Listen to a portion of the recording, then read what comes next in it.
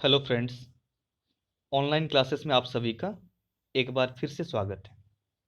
ठीक है, तो चलिए आज हम लोग देखते हैं इकोनॉमिक्स यानी कि अर्थशास्त्र से टॉप 30 क्वेश्चंस। ठीक है, चलिए देखते हैं। पहला क्वेश्चन है, अर्थशास्त्र पुस्तक के लेखक कौन है? ठीक है, अर्थशास्त्र पुस्तक के लेखक कौन है? तो अर्थशास्त्र, ये जो पुस्तक था अर्थशास्त्र, इसका केवल नाम अर्थशास्त्र था। ठीक है, लेकिन ये जो पुस्तक था, ये पुस्तक राजनीति विज्ञान का था। ठीक है, और ये भारतीय राजनीति का एक प्रसिद्ध ग्रंथ था। इसके रचनाकार का नाम क्या है? इसके रचनाकार का नाम, इसके लेखक कौन है? इसका लेखक हम लोग जानते हैं विष्णुगुप्त, चाणक्य, कौटिल्य। ये सभी एक ही व्यक्ति है ना, जिनका नाम विष्णुगुप्त है।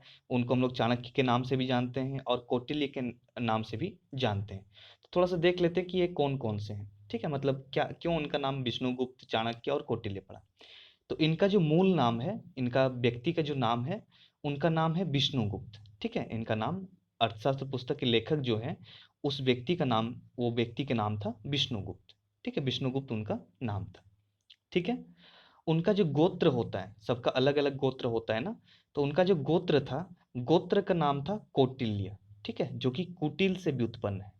ठीक है, गोत्र का नाम था कौटिल्य, नाम था विष्णुगुप्त, गोत्र का नाम था कौटिल्य। ठीक है, और चाणक्य क्या था? चाणक्य स्थानीय नाम था। ठीक है, चाणक्य स्थानीय नाम था। स्थानीय नाम चाणक्य क्यों पड़ा? क्योंकि इनका पिता का नाम चणक था। ठीक है, इनका पिता का नाम चणक था, जिसके कारण स्थानीय नाम चाणक्य पड़ा।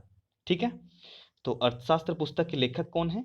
विष्णुगुप्त हैं, और चाणक्य और कौटिल्य दोनों ही इनके उपनाम है। कौटिल्य गोत्र नाम है और चाणक्य स्थानीय नाम है। ठीक है, चलिए अगला क्वेश्चन है, चाणक्य के अर्थशास्त्र किस मूल भाषा में लिखी गई थी? तो चाणक्य का जो अर्थशास्त्र था, ये किस मूल भाषा में लिखा गया था? ये हो जाएगा आपका संस्कृत। ठीक है, ये जो अर्थशास्त्र पुस्तक लिखा गया था, ये संस्कृत भाषा में लिखा गया था। ठीक है, चलिए अगला क्वेश्चन है, आधुनिक अर्थशास्त्र का जनक किसे कहा जाता है? जनक मतलब पिता होता है ना। आधुनिक अर्थशास्त्र का जनक किसे कहा जाता है? तो ये हो जाएगा, आधुनिक अर्थशास्त्र का जनक आपका हो जाएगा एडम स्मिथ को कहा जाता है। ठीक है, चलिए अगला क्वेश्चन है, निम्न में से कौन सी पुस्तक एडम स्मिथ द्वारा लिखी गई है? तो एडम स्मिथ द्वारा लिखी गई पुस्तक कौन सी है? The wealth of nations. ठीक है, द वेल्थ ऑफ नेशंस भी है। द वेल्थ ऑफ नेशंस तो छोटा सा नाम है। ठीक है, इसका पूरा नाम है an inquiry into the nature and the causes of the wealth of nations. ठीक है, इसका पूरा नाम। तो एडम स्मिथ द्वारा लिखी गई पुस्तक द वेल्थ ऑफ नेशंस और the theory of moral sentiments, ये दोनों ही पुस्तक एडम स्मिथ द्वारा लिखी गई है। ठीक है, चलिए अगला क्वेश्चन है, किनके अनुसार अर्थशास्त्र धन का विज्ञान है? ठीक है, अर्थशास्त्र धन का विज्ञान है, ये किन्होंने कहा था या फिर किनके अनुसार? तो ये हो जाएगा आपका एडम स्मिथ के अनुसार। ठीक है, एडम स्मिथ के पुस्तक जो थे, एडम स्मिथ का जो पुस्तक था द वेल्थ ऑफ नेशंस, उसके अनुसार अर्थशास्त्र धन का विज्ञान है। ठीक है, चलिए अगला क्वेश्चन है, किनके अनुसार अर्थशास्त्र सभी सामाजिक विज्ञानों की रानी है? ठीक है, बहुत अच्छा क्वेश्चन है। किनके अनुसार अर्थशास्त्र सभी सामाजिक विज्ञानों की रानी है? ठीक है, सभी सामाजिक विज्ञानों की रानी है। तो ये हो जाएगा, कौन थे? Professor Samuelson. ठीक है, प्रोफेसर सैमुअल्सन के अनुसार अर्थशास्त्र कला समूह में प्राचीनतम तथा विज्ञान समूह में नवीनतम, वस्तुतः सभी सामाजिक विज्ञानों की रानी है। तो प्रोफेसर सैमुअल्सन ने कहा था कि अर्थशास्त्र सभी सामाजिक विज्ञानों की रानी है। ठीक है, चलिए अगला क्वेश्चन है, प्रिंसिपल्स ऑफ इकोनॉमिक्स पुस्तक के रचयिता कौन है? तो प्रिंसिपल्स ऑफ इकोनॉमिक्स पुस्तक के रचयिता हैं, ये हो जाएगा आपका कौन? Doctor Marshall. ठीक है, डॉक्टर मार्शल, इनका पुस्तक था प्रिंसिपल ऑफ इकोनॉमिक्स, जो 1890 में प्रकाशित हुआ था। ठीक है, 1890 में प्रकाशित हुआ था, और इनमें इसमें इस पुस्तक में उन्होंने अर्थशास्त्र की कल्याण संबंधी परिभाषा देकर लोकप्रिय बना दिया था। ठीक है, चलिए अगला क्वेश्चन है, किन्हें अर्थशास्त्र का पितामह कहा जाता है? तो अर्थशास्त्र का पितामह किन्हें कहा जाता है? पितामह, ठीक है, यानी कि दादाजी। हर बाप का एक बाप होता है, ठीक है, और उसे हम क्या कहते हैं? दादाजी कहते हैं। तो यही है ना, अर्थशास्त्र का पिता तो हो गया आपका एडम स्मिथ, तो पितामह भी होना चाहिए। तो अर्थशास्त्र के पितामह किन्हें कहा जाता है? ये हो जाएगा आपका John Maynard Keynes. John Maynard Keynes को अर्थशास्त्र का पितामह के रूप में जाना जाता है, ठीक है। और ये फुल नेम है, जिनको हम लोग शॉर्ट फॉर्म में, मतलब शॉर्ट नेम में जानते हैं, जे एम किन्स के नाम से, ठीक है। तो ये वही है। चलिए, अगला क्वेश्चन है, निम्न में से कौन सी पुस्तक जे एम किन्स यानी कि जॉन मेनार्ड किन्स द्वारा लिखा गया है? तो जॉन मेनार्ड किन्स यानी कि जे एम किन्स द्वारा कौन सा पुस्तक लिखा गया है? तो ये हो जाएगा जनरल थ्योरी ऑफ एम्प्लॉयमेंट, ये पुस्तक, और हाउ टू पे फॉर द वॉर, ये पुस्तक। ये दोनों ही पुस्तकें जे एम किन्स द्वारा लिखी गई हैं, ठीक है। जबकि वेल्थ ऑफ नेशंस किसके द्वारा लिखी गई है? वेल्थ ऑफ नेशंस लिखी गई है एडम स्मिथ के द्वारा, ठीक है। चलिए, अगला क्वेश्चन है, किन्हें वैज्ञानिक समाजवाद का जनक माना जाता है? तो वैज्ञानिक समाजवाद का जनक किन्हें माना जाता है? आपका आंसर आना चाहिए कार्ल मार्क्स, ठीक है, कार्ल मार्क्स। कार्ल मार्क्स को वैज्ञानिक समाजवाद का जनक माना जाता है, ठीक है। चलिए, अगला क्वेश्चन है, निम्न में से कौन सी पुस्तक कार्ल मार्क्स द्वारा लिखी गई है?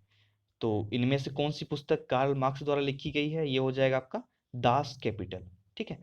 तो दास कैपिटल पुस्तक जो है, ये पुस्तक कार्ल मार्क्स द्वारा लिखी गई है, ठीक है। चलिए, अगला क्वेश्चन है, दुनिया के मजदूर, ठीक है, दुनिया के मजदूरों, एकजुट हो जाओ, तुम्हारे पास खोने को कुछ भी नहीं है सिवाय अपनी जंजीरों के, ठीक है। और एक बार बोल दे रहे, दुनिया के मजदूरों, एकजुट हो जाओ, तुम्हारे पास खोने को कुछ भी नहीं है सिवाय अपनी जंजीरों के। तो ये जो कथन है, ये जो कथन है, ये कथन किन का है? तो ये कथन है कार्ल मार्क्स का, ठीक है, कार्ल मार्क्स का कथन है। और इनके और भी अच्छे अच्छे कथन हैं, जैसे कि आपका हो गया, सामाजिक प्रगति समाज में महिलाओं को मिले स्थान से मापी जा सकती है, ये भी उन्हीं का कथन है, ठीक है। और एक कथन है, इतिहास खुद को दोहराता है, पहले एक त्रासदी की तरह, दूसरा एक मजाक की तरह, ये भी कार्ल मार्क्स के ही कथन है, ठीक है। और भी बहुत अच्छे अच्छे कथन है। चलिए, अगला क्वेश्चन, भारत में आर्थिक उदारीकरण के जनक कौन है? तो भारत में आर्थिक उदारीकरण के जनक कौन है? ये हो जाएगा आपका डॉक्टर मनमोहन सिंह, ठीक है। डॉक्टर मनमोहन सिंह को भारत में आर्थिक उदारीकरण के जनक के रूप में जाना जाता है, ठीक है। चलिए, अगला क्वेश्चन है, किस अर्थव्यवस्था को केवल लाभ का अर्थव्यवस्था कहा जाता है? तो कौन सी अर्थव्यवस्था है जिसको केवल लाभ, ठीक है, केवल लाभ का अर्थव्यवस्था कहा जाता है? तो ये हो जाएगा आपका पूंजीवाद। पूंजीवाद अर्थव्यवस्था को केवल लाभ का अर्थव्यवस्था कहा जाता है, ठीक है। उसमें केवल लाभ देखी जाती है, कल्याण के बारे में उसमें नहीं सोचा जाता है, जिसके कारण उसे लाभ का अर्थव्यवस्था कहा जाता है, ठीक है। चलिए, अगला क्वेश्चन है, निम्न में से कल्याण का अर्थव्यवस्था कौन सी है? तो कल्याण का अर्थव्यवस्था कौन सा है? ये हो जाएगा आपका समाजवाद और साम्यवाद। ये दोनों ही अर्थव्यवस्थाएं राज्य अर्थव्यवस्था के अंतर्गत आती हैं, जिन्हें कल्याण का अर्थव्यवस्था कहा जाता है, ठीक है। इसमें मानव कल्याण के बारे में सोचा जाता है, ठीक है। चलिए, अगला क्वेश्चन है, मिश्रित अर्थव्यवस्था में बाजार पर किसका प्रभुत्व होता है? ठीक है, तो मिश्रित अर्थव्यवस्था क्या चीज है? जिसमें पूंजीवादी और राज्य, ये दोनों ही अर्थव्यवस्थाओं का मिक्सचर हो, उसे कहा जाएगा मिश्रित अर्थव्यवस्था, ठीक है। तो पूंजीवादी अर्थव्यवस्था में निजी क्षेत्रों का स्वामित्व होता है और निजी क्षेत्रों का प्रभुत्व होता है, जबकि राज्य अर्थव्यवस्था में क्या होता है? सरकार सरकार का प्रभुत्व होता है, ठीक है। तो क्या हो जाएगा? मिश्रित अर्थव्यवस्था में निजी क्षेत्रों का भी प्रभुत्व होता है और सरकार का भी प्रभुत्व होता है। तो इसमें क्या हो जाएगा? मिश्रित अर्थव्यवस्था में बाजार पर किसका प्रभुत्व होता है? ये हो जाएगा ए और बी दोनों, ए तथा बी दोनों, ठीक है। चलिए, अगला क्वेश्चन है, कृषि कृषि किस क्षेत्र के अंतर्गत आता है? तो ये जो कृषि है, कृषि किस क्षेत्र के अंतर्गत आता है? तो ये हो जाएगा आपका प्राथमिक क्षेत्र, ठीक है, कृषि प्राथमिक क्षेत्र के अंतर्गत आता है। ठीक है, चलिए। और प्राथमिक क्षेत्र के अंतर्गत कौन से आते हैं, मतलब क्या चीज जो है जो कि प्राथमिक क्षेत्र के अंतर्गत आता है, तो ये हो जाएगा आपका कि जिसमें भी पर्यावरण प्रत्यक्ष रूप से इन्वॉल्व हो।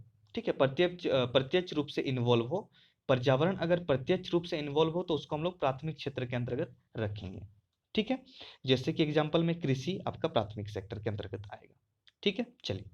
अगला क्वेश्चन है, उद्योग किस क्षेत्र के अंतर्गत आते हैं। तो जितने भी उद्योग हैं, ठीक है, जितने भी उद्योग हैं ये सभी सेकेंडरी यानी कि द्वितीयक क्षेत्र के अंतर्गत आते हैं। ठीक है, सेकेंडरी सेक्टर के अंतर्गत आते हैं। और अगला क्वेश्चन है, सेवाओं को किस क्षेत्र के अंतर्गत रखा जाता है। तो सेवाएं क्या चीज है, जैसे कि बैंक है, शिक्षा है, चिकित्सा है, फिर आपका रेलवे, रेलवे जो है ये भी। ठीक है, तो इस प्रकार की ये जो सेवाएं हैं, सेवाओं को थर्ड सेक्टर यानी कि तृतीयक क्षेत्र के अंतर्गत रखा जाता है। ठीक है, चलिए। अगला क्वेश्चन है, प्राथमिक क्षेत्र के कामगारों को कहा जाता है। तो प्राथमिक क्षेत्र में काम करने वाले जो वर्कर्स होते हैं, जो कामगार होते हैं, उन्हें क्या कहा जाता है, उन्हें कहा जाएगा रेड कॉलर जॉब। ठीक है, रेड कॉलर वर्कर्स। ठीक है, रेड कॉलर वर्कर्स कहा जाएगा। ठीक है, और उन्हें रेड कॉलर जॉब के अंतर्गत रखा जाता है। ठीक है, तो प्राथमिक क्षेत्र के कामगारों को क्या कहा जाता है, रेड कॉलर वर्कर्स। ठीक है, चलिए। अगला क्वेश्चन है, द्वितीयक क्षेत्र के सेकेंडरी सेक्टर के कुशल श्रमिकों को। ठीक है, देखिए क्या होता था कि प्राथमिक क्षेत्र में कुशल और अकुशल नहीं होता है, जबकि द्वितीयक क्षेत्र में कुशल और अकुशल ये दोनों आते हैं। ठीक है, तो द्वितीयक क्षेत्र के कुशल श्रमिकों को, जो कुशल होते हैं, कुशल श्रमिकों को किसके अंतर्गत रखा जाता है। तो द्वितीयक क्षेत्र के कुशल श्रमिकों को व्हाइट कॉलर जॉब के अंतर्गत रखा जाता है। ठीक है, व्हाइट कॉलर जॉब के अंतर्गत रखा जाता है। और अकुशल श्रमिकों को, द्वितीयक क्षेत्र के अकुशल श्रमिकों को अकुशल श्रमिक किसके अंतर्गत आते हैं, तो ये हो जाएगा आपका ब्लू कॉलर जॉब। ठीक है, द्वितीयक क्षेत्र के अकुशल श्रमिक ब्लू कॉलर जॉब के अंतर्गत आते हैं। ठीक है, 22 का ऑप्शन ए करेक्ट हो जाएगा। ठीक है, चलिए। अगला क्वेश्चन है, विकसित अर्थव्यवस्था किसको प्राथमिकता देते हैं। तो जो विकसित अर्थव्यवस्थाएं हैं, जैसे कि एग्जांपल में आप ले सकते हैं यूएसए को। ठीक है, तो विकसित अर्थव्यवस्थाएं जो है सबसे पहले प्राथमिकता देते हैं सेवाओं को। ठीक है, उसके बाद सेकंड नंबर में प्राथमिकता देते हैं उद्योग को, और लास्टली प्राथमिकता देते हैं कृषि को। ठीक है, तो पहली प्राथमिकता विकसित देशों की सेवाएं होती है, द्वितीय प्राथमिकता उद्योग होती है, और तृतीय प्राथमिकता कृषि होती है। ठीक है, चलिए। अगला क्वेश्चन है, विकासशील अर्थव्यवस्था में अवरोही क्रम में प्राथमिकता का क्रम, यानी कि विकासशील अर्थव्यवस्था जो होती है उसमें किसको ज्यादा प्राथमिकता दिया जाता है और किसको कम प्राथमिकता दिया जाता है। तो विकासशील देशों में उद्योग को पहला प्राथमिकता दिया जाता है। ठीक है, विकासशील देशों में उद्योग को पहला प्राथमिकता दिया जाता है, कृषि को सेकंड प्राथमिकता दिया जाता है। ठीक है, कृषि को सेकंड प्राथमिकता दिया जाता है, और सेवाओं को तीसरी प्राथमिकता दी जाती है। ठीक है, कृषि को उद्योग को पहला प्राथमिकता विकासशील में। ठीक है, कृषि को द्वितीय प्राथमिकता और सेवाओं को तीसरा प्राथमिकता दिया जाता है। तो क्या हो जाएगा, आंसर क्या हो जाएगा, 2 1 3। ठीक है, ये सी हो जाएगा, 2 1 3, यानी कि पहला प्राथमिकता उद्योग, सेकंड में कृषि, और थर्ड में आपका सेवाएं आएंगी। ठीक है, चलिए। अगला क्वेश्चन है, पिछड़ी अर्थव्यवस्था में, पिछड़ी अर्थव्यवस्था में अवरोही क्रम में प्राथमिकता का क्रम। ठीक है, तो पिछड़ी अर्थव्यवस्था में किसको प्राथमिकता ज्यादा दी जाती है और किसको कम दी जाती है। तो पिछड़ी अर्थव्यवस्था में कृषि को पहला प्राथमिकता दी जाती है, या फिर कह सकते हैं प्राथमिक सेक्टर यानी कि जो पहला क्षेत्र है, प्राथमिक क्षेत्र है, उसको पहली प्राथमिकता दी जाती है, द्वितीय क्षेत्र को दूसरी प्राथमिकता दी जाती है, और तृतीय क्षेत्र को तीसरी प्राथमिकता दी जाती है। ठीक है, तो ये हो जाएगा 1 2 3। ठीक है, 1 2 3, तो 25 का ऑप्शन ए करेक्ट हो जाएगा।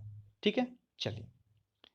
अगला क्वेश्चन है, हमारे देश भारत में किस अर्थव्यवस्था को अपनाया गया है। ठीक है, तो हमारा देश जो भारत है इसने किस अर्थव्यवस्था को अपनाया है, ये हो जाएगा आपका मिश्रित अर्थव्यवस्था को अपनाया है। ठीक है, 26 का ऑप्शन नंबर डी करेक्ट हो जाएगा। हमारा देश भारत मिश्रित अर्थव्यवस्था को अपनाया गया है। ठीक है, चलिए। अगला क्वेश्चन है, भारत एक देश है। तो भारत कौन सा देश है? भारत एक विकासशील देश है। ठीक है, विकासशील देश है। ठीक है, चलिए अगला क्वेश्चन है, प्रथम एशियाई या फिर कह सकते हैं प्रथम भारतीय मूल का व्यक्ति। ठीक है, प्रथम एशियाई जिसे अर्थशास्त्र के क्षेत्र में नोबेल पुरस्कार मिला। तो प्रथम एशियाई वो कौन था जिसको अर्थशास्त्र का क्षेत्र में नोबेल पुरस्कार मिला? या फिर कह सकते हैं प्रथम भारतीय मूल का वो व्यक्ति कौन था जिसको अर्थशास्त्र के क्षेत्र में नोबेल पुरस्कार मिला? तो ये हो जाएगा आपके प्रोफेसर अमर्त्य सेन। ठीक है, प्रोफेसर अमर्त्य सेन को 1998, ठीक है, 1998 में अर्थशास्त्र का नोबेल पुरस्कार मिला।